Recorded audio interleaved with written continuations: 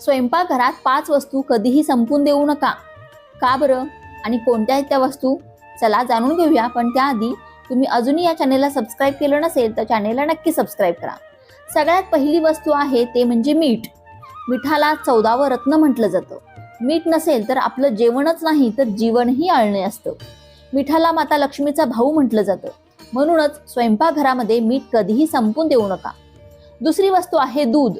दूध दुभत्यानं आपलं घर भरलेलं असावं असा आशीर्वाद आपल्याला दिला जातो.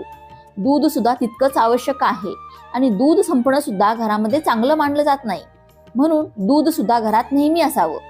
त्यानंतरची तिसरी गोष्ट आहे हळद. हळद ही औषधी असते हे तर आपल्या सर्वांना माहितीच आहे आणि म्हणूनच घरामध्ये हळद कधीही संपून देऊ नका. त्यानंतरची चौथी गोष्ट आहे तेल.